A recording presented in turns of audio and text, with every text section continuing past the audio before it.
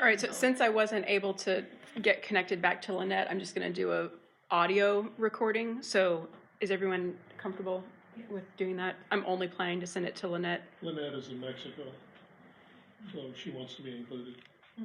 Okay. Okay, the sketch of the first 25 years. And this is from Peter Clausen.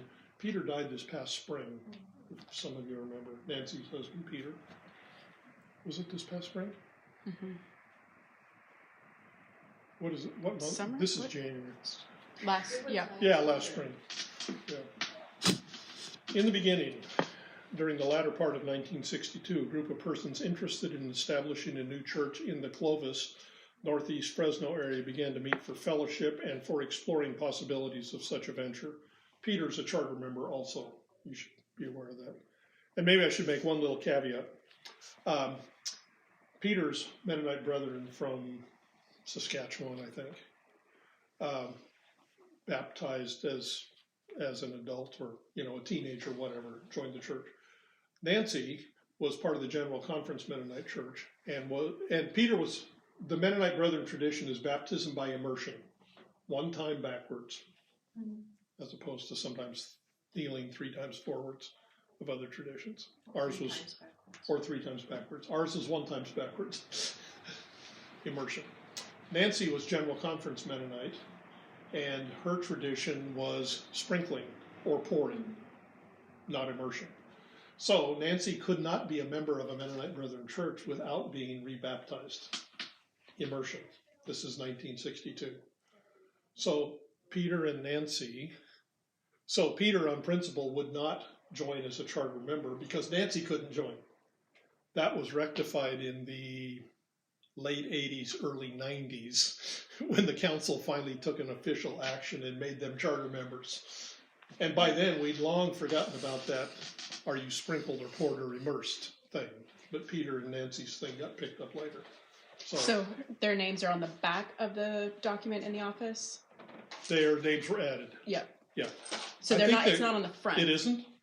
That's what I heard. Oh, I don't remember. There's a document of charter members and their signatures in the office in the very, very front by the front door. They might have originally been on the back. I would hope they got added to the front. Yeah. But, I kind of think they did, but I can't remember. Yeah. So anyway, that's just a little caveat on this deal. Peter's a charter member. Anyway, Peter's a historian, taught at Fresno Pacific and Fresno State. Peter's the one who wrote this 25th history piece, this short one.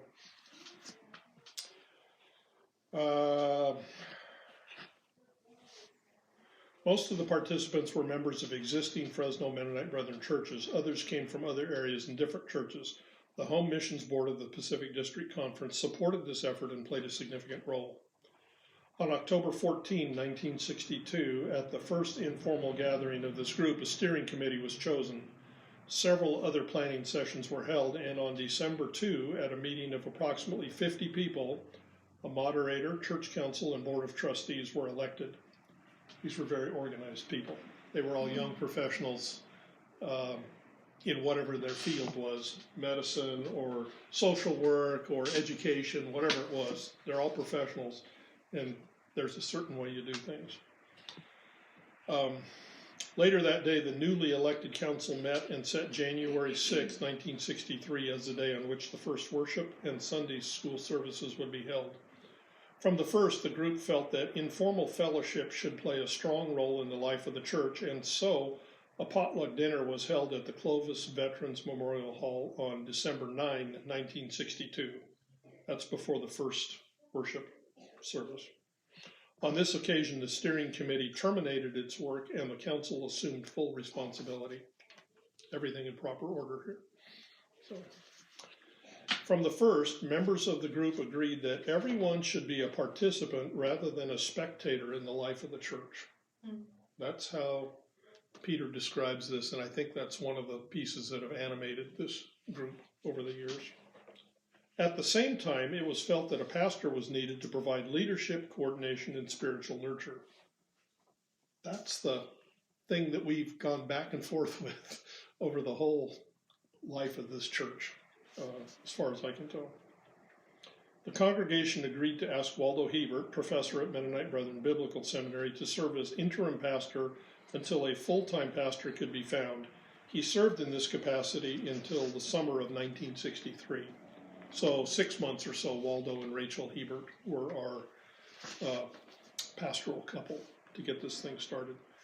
And I'm not going to read it, but one of our church members, Laura Neufeld, who is now Laura Neufeld Gerson, and a pastor, Mennonite pastor in Kansas, wrote a 20-page piece on the first 10 years of the church. And she did some personal interviews with some of the early people. And already in this decision to call an interim pastor, there was already some amount of discussion about, do you really want a leader like that, or should this be just the people that motivate and keep this thing organized and going? And at least for the first 30 years, we had some of each and back and forth. It's been more consistent. Well, since 89, there's been some kind of a person called a pastor in leadership of some sort. Anyway. Rather like herding cats, I would Yeah, very much so. Very much so. So Waldo and Rachel were here till the summer of 63. In the early months of 63, the congregation held its meetings in the Clovis Grange Hall. This was soon found to be too small, however, and a new home was found in the building formerly used by the First Methodist Church of Clovis. At the same time, plans for a permanent location began to be implemented. So from the beginning, they started looking around for a permanent place. On May 29, 1963, the pulpit committee recommended that Werner Croker be given a call by the congregation. Later, a mail ballot showed that the members endorsed this recommendation without a negative vote. In September, the Croker family moved to Fresno and began a pastoral ministry that would last for 8 years. So the first pastor full-time were Werner and Elsie Ann Croker. Werner's still alive, lives in San Jose at the Lincoln Glen retirement home. He's in assisted living, struggling with Parkinson's at this point. But Werner, I mean, there was a whole long period of time after Werner finished when Werner's name was attached to everything that happened here. You know, we do this because that's, you know, remember when Werner, he was very influential, and he's very humble about that and somewhat apologetic about some of the things that get attributed to him, fairly or unfairly. Werner and Elsie Ann moved on after 8 years, went to Santa Barbara, and he pastored an EV Free church there, maybe, something like that. But then when he retired from pastoring, they spent 7 or 8 years in India on behalf of our mission board, and then came back and were members here for 10 years, 15 years, something like that. So there was a point in time when we had 4 or 5 former pastors part of the congregation, and everybody seemed to get along, and a couple of former choir directors. It was also during the summer of 63 that the congregation, after considering several possible sites, purchased the land currently held, this 2529 Willow. At the same time, various committees were given the task of planning the kind of structure that would be compatible with basic beliefs and practices. These committees included the following. Raise your hand if you've never heard of these before. The Doctrinal and Historical Committee. I have no idea what that is. The Worship Committee, we know that. The Christian Education Committee, we know that. The Christian Service Committee, yeah, we kind of know that. The Evangelism Committee. Somehow those two got split, service and evangelism. Yeah.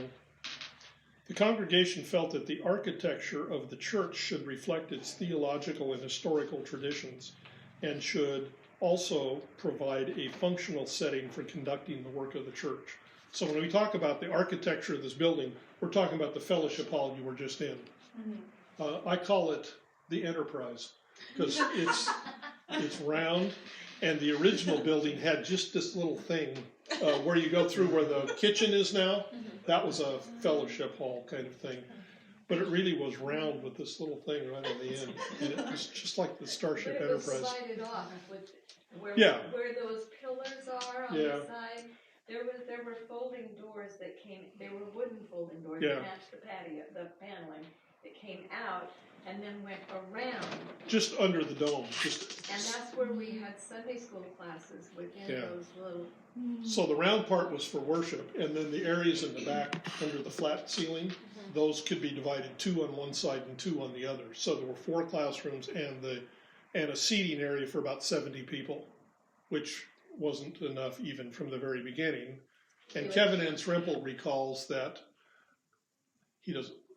he knows of minutes of the congregational meeting that happened while that building was being constructed, where the question was raised, when do we build the sanctuary?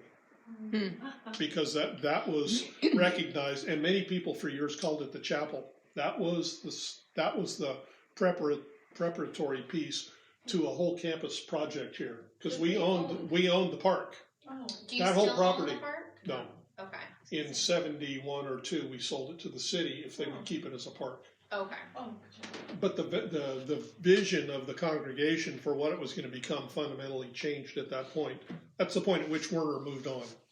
And I never got a straight answer from him as to if he moved on because of conversations that he wasn't in agreement with, or if when he moved, the congregation changed its approach to what was going on. So what was its original approach then?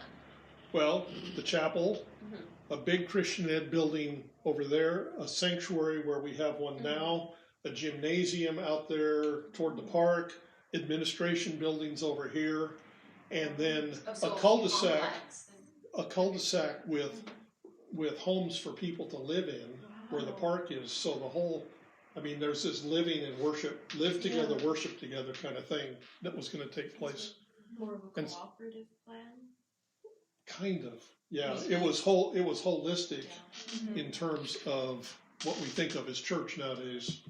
Where, as we do here, you drive from all over town to meet in one place. Well, there was opportunity for people to live right there close. So that all changed. The property was sold to the city, and we finally built the sanctuary that we talked about in 62 or 3. We finally built that and finished it in 2014. Oh, that recent. Yeah. There were a lot of years, weren't there, when there was talk that was going to be the only sanctuary? That there would not eventually. Well, no, yeah. The whole approach to this thing changed, and what it became was you serve. Let's see. Part of Christian worship is the service you're involved in during the week. Social worker, teacher, educator, doctor, whatever it is. That happens out all over the city. Your mission field is your neighborhood where you live. In 71, Gary and Arlene Noctegal, who are still here, bought a house on Kirchhoff Street, and other people began to buy houses there. Mennonite Ghetto. And pretty soon, a lot of and Fresno Pacific was brand new. It became a 4-year in 63 or 4 or something like that. So the leadership of this church, many of the people were involved in Fresno Pacific and in the Kirchhoff neighborhood, and this took 3rd place. This is my own assessment of it. What goes on here kind of took 3rd place, and the focus changed. And for years we've struggled with what's the expression of our Christian faith as a congregation? How do we live that out? Well, for many years, it's what you do individually in your work during the day. And if everybody doesn't know what that is, you lose a sense that you have some weight as a congregation. What's our, how do we project as a congregation? How do we project our Christian faith in the community? Well, it was kind of scattered. It was Joyce teaching in Sanger and Marla's teaching in Fresno, and Marge as a cardiologist at Kaiser, and Alan with social services downtown, and there's no critical mass, and we struggle with that a lot, probably still do. But anyway, So the architecture is supposed to reflect who we are as a church. Among the beliefs reflected in the architectural design were the following. And again, now we're talking about the starship. Fellowship with God and among his children is central to the life of the church and is symbolized by the location of the communion table. There's a dome in there, skylight dome. Communion table was always right underneath that. A little round table. Also, this fellowship assumes the essential unity of clergy and laity, and the seating patterns in the church building express the oneness of the congregation with the ministry and the choir. So, it's in a circle, chairs are around. Back in the day, the chairs went all the way around, except for where the podium was, which was where that shelf is attached to the wall, so off to the left a little bit. The pastor doesn't stand in the middle. The pastor's off to the side. It's the cross and the baptistry that's in the middle. And the chairs wrap on around, and some people sort of wound up in the choir without knowing they were in the choir, because it just kind of wrapped around. And the choir kind of had the front right corner, but it was continuous with the rest of the seats. So rather embarrassing when the choir stood to sing. Yeah. Stood to sing. Yeah. So it's, again, many of us came from churches where there was an elevated stage and there were seats on the stage where the pastor sat and the choir was on an elevated level behind that yet. And maybe the baptistry was a little window in the wall behind that yet, up even higher. That all was deemed to be not theologically, ecclesiological appropriate for who we wanted to be. We're all on the same level. The floor is flat. Anybody could be in any chair and go and participate. That kind of thing. So that's part of the architecture. So that's our foundings, and I was going to say, but in our current sanctuary, although I can see some of those elements, there's a slightly raised level. Well, one of the problems we had in the old building was when you get children in the front, if you're sitting in the back, you can't see them. So, yeah, it's true we're all on the same level, but it's also true that we're not participating together because we can't see who's doing what. So we split the difference in the new building. But kept the pulpits to the side. Oh, yeah. Other goals specified in the report of the Planning Committee included facilities for junior church, library, nursery, congregational meals, pastor study, secretary's office, and adequate Sunday school rooms. All things that we talked about when we did the new building. Before the congregation was able to move to its permanent location, however, it had to utilize two other temporary meeting places. In January 1965, the congregation began holding services in the Fine Arts Furniture Building, some kind of a furniture factory, on East Fountain Way. It was Hebert. Hebert's Furniture. Hebert was his name, I Okay. think. And on May 9, meetings were transferred to the Seventh-day Adventist Church on Helm. And that's the church that's right back over here, not too far away. In fact, in the early pictures of this place, you could see the building from here. There were no houses. In fact, there wasn't even orchards. It was just bare ground out here. The story goes that on groundbreaking day, the old timer in this group, Marvin Penner, who was at that time 40 years old. These people are in their late 20s and early 30s that start this place. So Marvin Penner is the old gray-haired guy at 40 years old, but real practical. So he came out the night before groundbreaking and brought out buckets of water and soaked the ground so that the people who put the shovels in could actually turn some dirt. Only Marvin thinks about those kind of things. So anyway, this was bare, hard dirt out here.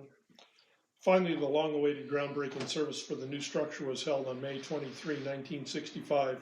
Building began immediately and involved considerable volunteer work by members of the fellowship, like we haven't done since we did the labyrinth.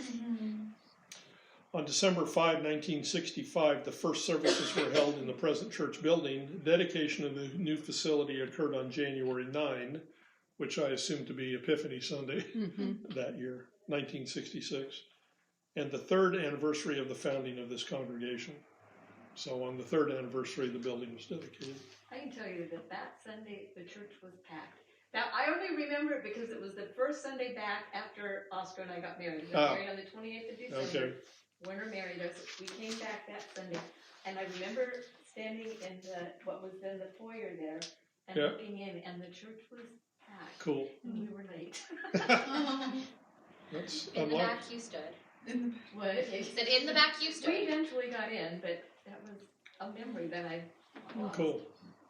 Since that time, 2 enlargement projects have been completed. Additional space for educational purposes was built in '68, which is the part that went sideways from what is now the kitchen.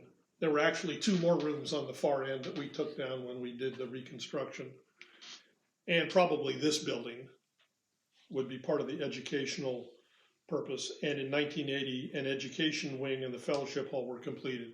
So I'm wrong. This building in 1980, and out there where the little oak tree is in the courtyard now, there was a fellowship hall there with a kitchen and some restrooms and stuff that we took down.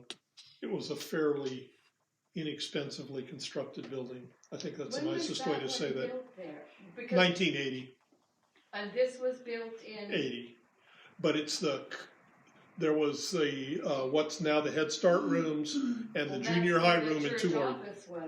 No, on the other side. My church office was where those, because I was the secretary there, was where the high school group and on the far side. Where they were, and then part of the round building there, that's where the pastor's office. What is now the friendship classroom is where the pastor's office was.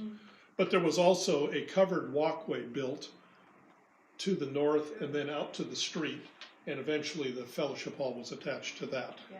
That all got torn down when we did the reconstruction. Next part, and he gave gifts. When the Croker family left in '71, the congregation decided to experiment with various forms of lay leadership through the position of moderator and the various commissions. A new commission, that of pastoral care, was added, which many of you would call deacons, visitation and things like that, was added to the existing commissions of worship, Christian education, fellowship, stewardship, and church and community. Many of the members of the congregation felt that this was a form in which fellowship and community could be best achieved. Others expressed concern about the lack of direction and unity. Same question, again, that we had in the beginning. Eventually, the congregation decided to call another minister, but at the same time to retain emphasis on multiple ministry. So we tried to split the difference. In September 1976, the Leroy Friesen family joined the church, both to provide pastoral leadership and to strengthen expression of the multiple ministry. After 4 eventful years, not quite sure what Peter means by eventful. You don't want to. I probably don't want to know. On June 29, 1980, the Friesens moved on to another challenge, and he doesn't specify. I guess they moved. Since that time, the church has been without a full-time minister, but is expecting to welcome the Ted Braun family, no relation, in February 1983.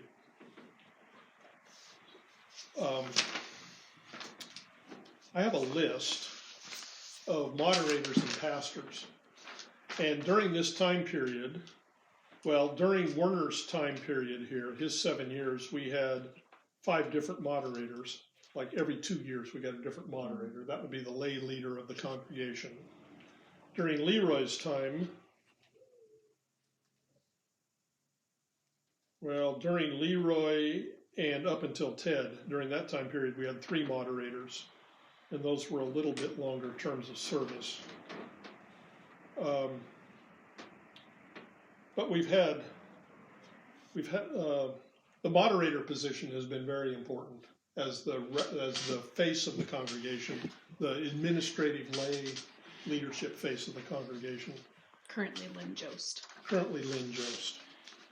I'll say more about that later.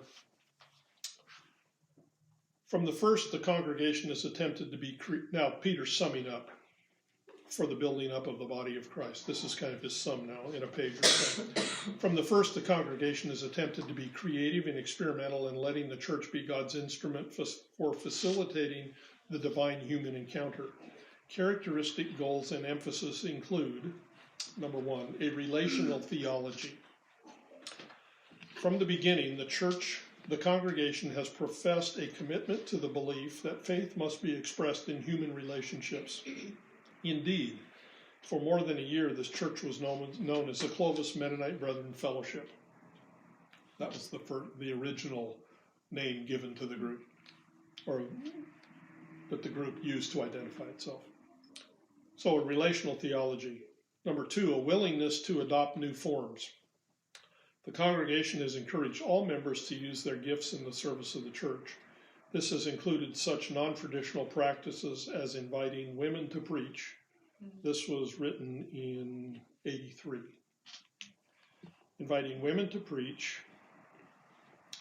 lead worship services, and serve in various leadership positions.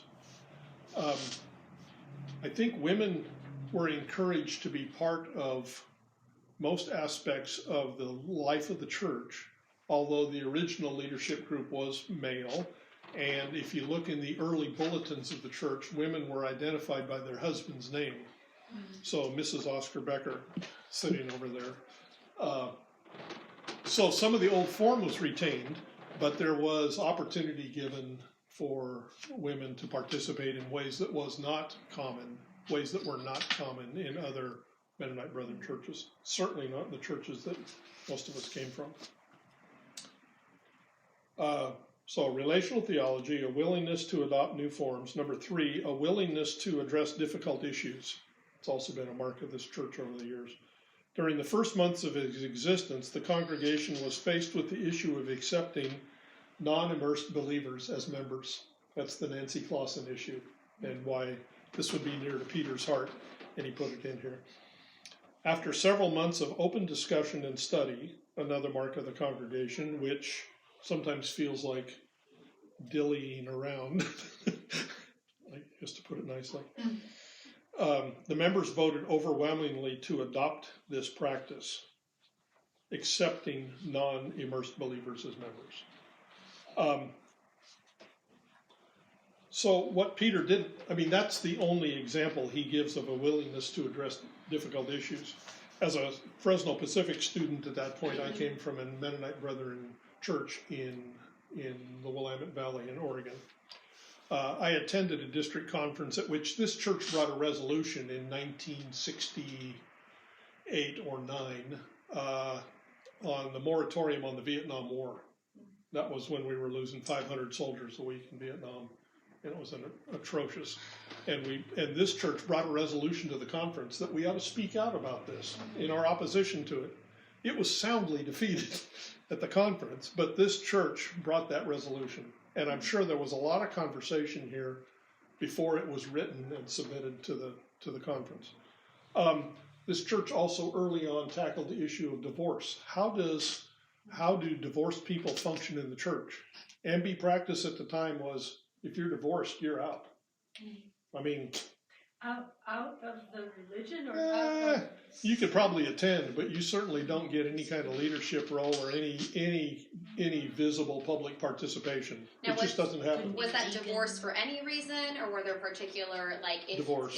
there was affairs, or it was just divorce in It general? was a D word. It was the D. It was divorce. That and marrying outside of the faith. Okay. Yeah. Which we experienced in my family. But Yeah. And outside of the faith, you mean outside, very particularly Mennonite Brethren? Or outside Christian? For a while it was outside of Mennonite, but when my I'm mother almost there. remarried and married someone who supposedly was not a Christian, she was basically looked upon as We had some she pretty left the MB church then. we had some pretty exclusive views around Catholics and all, people who were not Protestant for sure, Right. and wondered about those who were not Mennonite brethren. And getting back to the thing about the non-immersed, I think there was another family that came in about that time, and they wanted to join the church. I have a vague, and that's when all of that hit the forefront again. There was a Quaker family that came in the late 80s, or late 80s. Is that who you're thinking of? I forget their name. Well, We didn't come here till '88. There was so. something when the Kaylors came, I know. Oh, that was in the '90s. Was yeah. that in the 90s? Yeah, but But that I was the think same. there was That was a little bit of the same issue. Earlier that Yeah. somebody, and So we talked about divorce and pushed that with the conference, and actually got a change in conference policy on the issue of divorce and participation of divorced people in the life of the local congregation. We've had 2 long rounds of conversation about sexuality and homosexuality, one in the mid-90s, one in the mid-2000s, which is still a topic. And we've also more recently had conversations about our denominational affiliation. So this church, a willingness to address difficult issues, that's just kind of who we are. And that tends to, in the what? As you think about what might make a typical evangelical church grow and get bigger, willingness to take on difficult issues is not one of the things that comes to mind, which is one of the, I assume is one of the reasons why we're a relatively smaller congregation than we might be otherwise. But anyway, there's other reasons for that as well. 1, 2, 3, fourth issue, an effort to remain relevant. Recently, some members of the congregation urged the district conference to examine the question of nuclear armaments and develop a biblical stance. I kind of put that together with the willingness to address difficult issues. We took this congregation took a resolution to our district conference about the moratorium on nuclear weapons in the early 80s, which was also soundly defeated at the conference. That's the way it goes. A determination to relate the gospel to all of life. That's the 1, 2, 3, 4, fifth item. Numerous church members have entered church service in agencies such as Mennonite Brethren Board of Missions and Services, Mennonite Central Committee, and other church ministries. Regularly during the past 20 years, such persons have constituted a significant part of church membership. I have a list here of people who, and it's not complete, people who've served some kind of more than 1 year away from Fresno in service ministry. Lots of people in the congregation.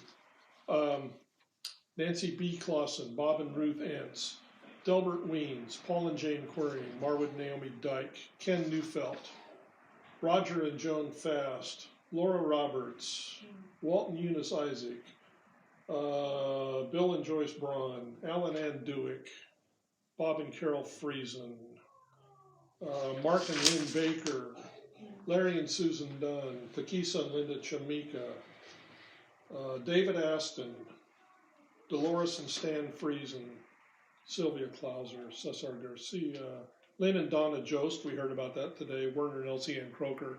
Those are just a few of the people who are still kind of connected with us. But there's a whole list, there's a whole bunch of people here. And 7 of our moderators have international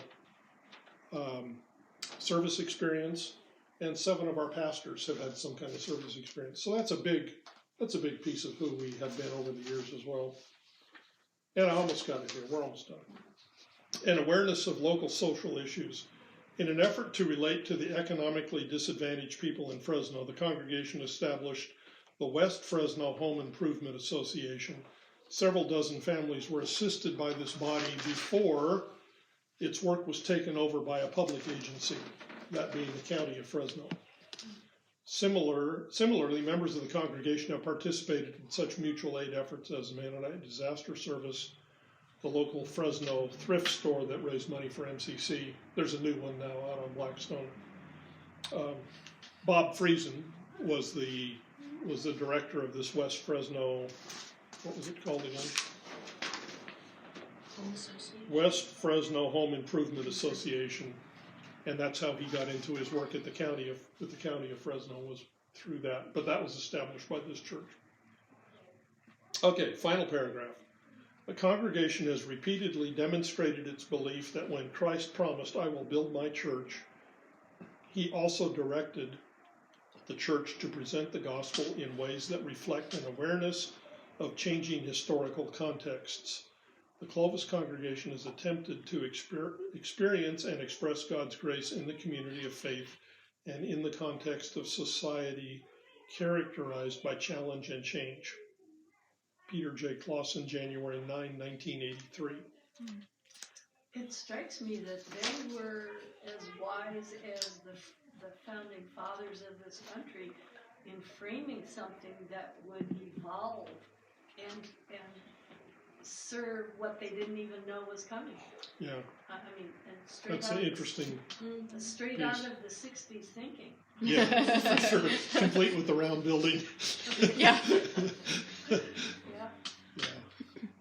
Anyway, so there are many times over the course of the years when we've said we need to move beyond that thinking, but we come back to those basic points that Peter outlined here, which seem kind of basic and relevant in terms of the content of whatever's going on in society sort of finds its way into those categories, and we're able to make connections and have conversations and become involved through those categories we have in the congregation with what's going on in the world around us. Universal and brilliant, in my humble opinion. Well, they were thoughtful. The original group was thoughtful, very thoughtful, and dedicated to coming up with a new way to be the church. They were, as much as they have found it difficult over the years to excise the rural origins of Reedley and Dinuba and Kingsburg and Corn, Oklahoma and Hillsboro, Kansas, and all those small Mennonite towns. What you grow up with sticks with you. But they have done a pretty good job of setting out a different way to think about stuff. And so this congregation has gone from being the weird, radical, strange, new, different thing in 62 to the old stuck in the mud, never change its ways congregation as compared to other Mennonite Brethren congregations in the area that have changed quite radically over the years, or especially some of the new church plants that are in form much different than this, but I suspect in some fundamental ways share some of the things that Peter has outlined here, which, I don't know, maybe that's why I'm attracted to this place. Seems like any good church ought to think about those things. How would you contrast this congregation then with others in this area? Not naming specific congregations, but just outlook and Other Mennonite Brethren. call other Mennonite Brethren. Well, we've been much more concerned, I think. Let's see. I should preface this by saying that having not regularly attended many other Mennonite Brethren churches, but only occasionally or on my sabbaticals, the church gave me a couple of nice sabbaticals, I did kind of make my way around to other churches. Based on that and some conversations with other pastors or local church attenders, I would say we've worked harder on the idea that everybody participates. And the microphone is not the ownership of the microphone doesn't belong just to the pastor. Lots of people get to be up front, which sometimes is a little weird because you never quite know what's going to happen or what somebody's going to say, which is one of the reasons for sermon talkback. Yes. You can modify that somewhat or bring that back into bounds. But we've been better, I think, at promoting the idea of participation. That's been one thing. We've been more willing to allow women to be part of leadership at all levels, public and private levels within the congregation. And we've, in some ways, had a larger view of the church in terms of the whole world.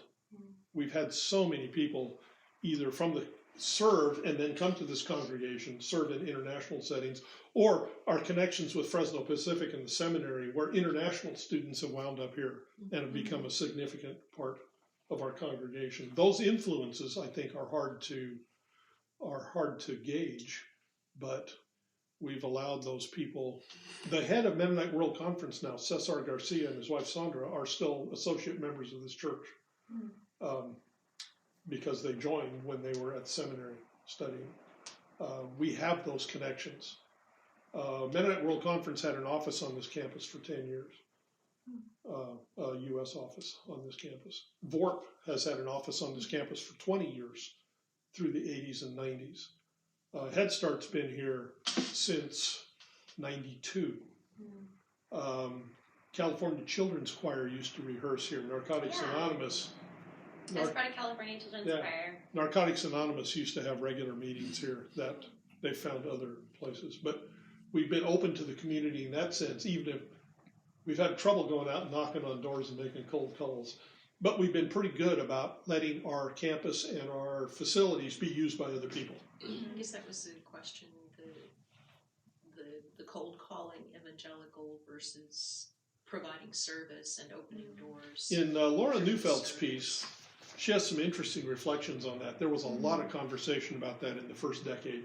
How do we get the word out about who we are? And there was a lot of conversation, a lot of back and forth, because cold call is the sort of traditional MB approach to evangelism. And that didn't sit well here. Well, we're 5 We're out of minutes time. over. You're welcome to stay and continue to chat, but just in case you need to go, just want to let you all know where we're at in terms of time.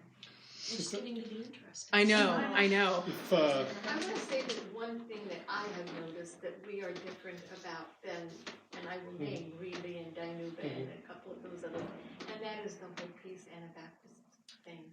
We really I shouldn't have ignored that one. That whole thing and the non-resistance and all this. If you go to those churches, you're going to find a U.S. flag up in the front, and I don't know what the flag, but I shouldn't say it all. But I don't know. Those are things that hit me.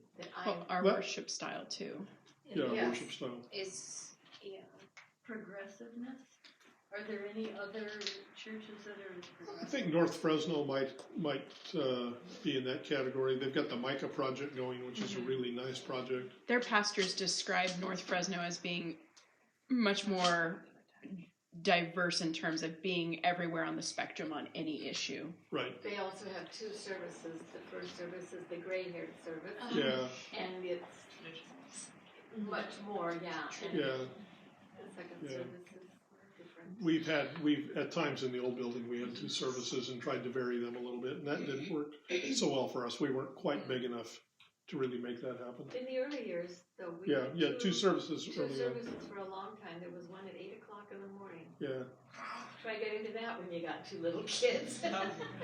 How did it get moved? I know that immediately it used to be 10 o'clock when they first started. How did it get moved to 9:30? It's been all over the place. When we had two services, it varied. I don't know. It's just been 9:30 for a while now, with coffee in the middle, which was also something not common at that point when the church was started.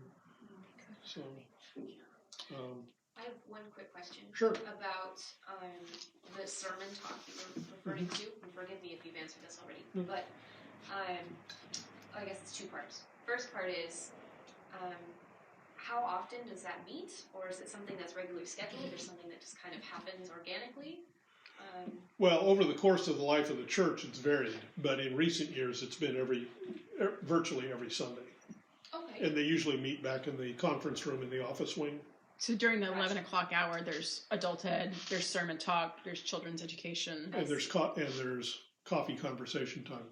And then, There's always and a in the class in fellowship, the fellowship hall, hall. there's extended fellowship, which is a perfectly legit option for an 11 o'clock hour. Yeah, that's been one of the most consistent classes. It's a good one. Was there another?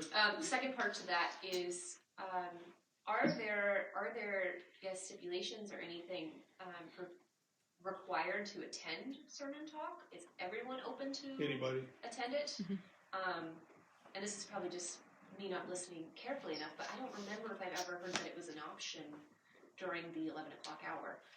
It's always listed in the bulletin, and we probably don't mention it consistently because the adult ed option changes. They've got guest speakers and things. We're always announcing what's going on. Right.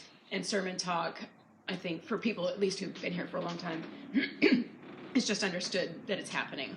With or without the preacher, it will. Roger Fast has been pretty good leading that. So the person who speaks doesn't have to be the one who leads the sermon talk. Okay.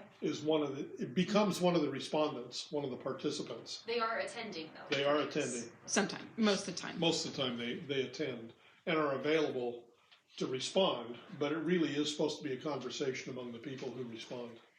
And I think it's really fun, especially as a preacher. It's a fun conversation. Yeah. I never know what direction sermon talk is going to go. I never know what it is that has going to, piqued somebody's curiosity or hooked someone's imagination. And it's such a fun conversation because it's what people bring. The preacher doesn't prepare anything. There's no speech. It's just. So Roger has been most Sundays in recent years the one who thinks a little bit ahead and at least has a half a dozen questions in his pocket to get the conversation started. But then it goes wherever. And it's always interesting. Yeah. Yes. I have a question about what Nancy said about the peace churches, and I guess what you said about the moratorium on the Vietnam War. Is Mennonite Brethren not a peace church? Yeah, but it's, in name, in theory, but it's been, many Mennonite Brethren migrated to the U.S. Either during World War I or in the run-up to the Second World War. And being German and peaceful at those times in the U.S. was really tough. And so Mennonite Brethren worked really hard on the whole issue of assimilation. How do you become part of the culture? And the Peace Witness has taken a hit in that process. So historically, and by our documents, and even by the words of some of our national leaders, we are a peace church, but we're also very congregationally governed in terms of how the whole denomination works. And so every congregation kind of gets to do their own thing. And many local congregations find assimilation to be the patriotism, right? Yeah, a stronger value or a value, an idea more highly valued amongst the congregational members than peace, which is kind of a weird thing. So, an odd thing. So it's so our history and our theology and our identity with a tradition has always been more peaceful than our actual practice. And does that seem like it's related to kind of the international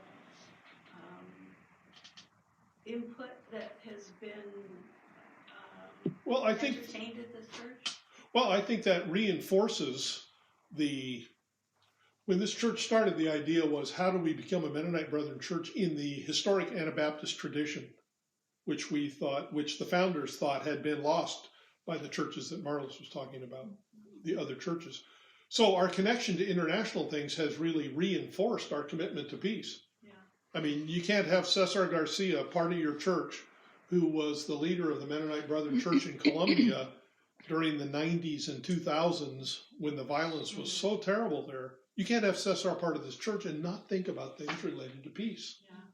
Yeah. So we have those connections that reinforce that's a good observation.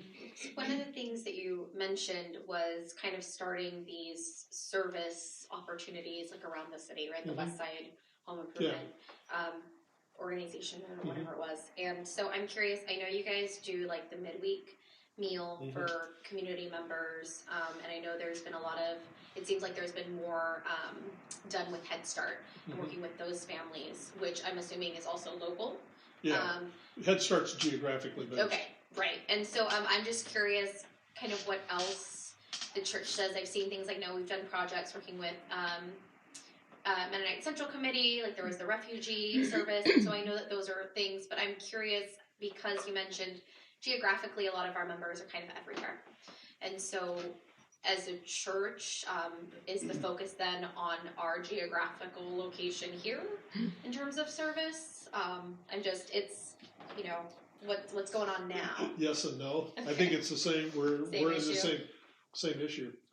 Yeah. Same question. There are some people who are very regular at Thursday night and feel really committed to that.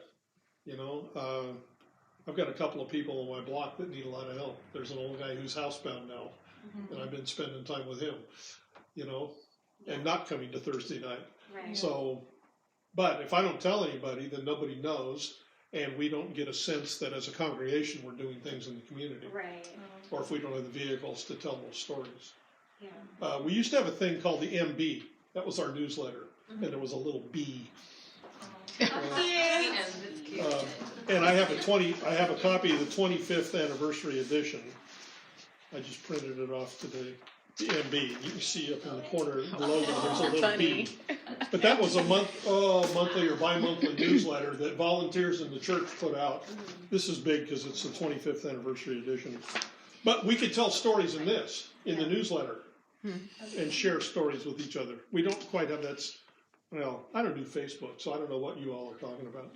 But It could almost be a part of that Wednesday newsletter kind of a thing in a way. well, that gives a little bit of opportunity. But anyway, so if we don't share what we do privately, then we don't have a sense as a congregation. So I know that's To support each other. That's one of the things I've seen with churches that are like, and it's not always, but I know people kind of pick their churches as opposed to attending the church that's in your neighborhood, right. because of course so many different denominations, and and so that's one of the things I know. If Mm-hmm. everybody's locally, there's just kind of a sense of A more Catholic model, so where you're it's part just, of the parish or a just Mormon interesting model. how that was being tackled and addressed here. Well, and in terms of outreach, we also talk about neighborhood as geographically oriented and community as more affinity with whatever demographic we would have, music and arts, for example, In the contemplative spirituality. Interfaith community. We've Right. had people in the past who've been really involved in the interfaith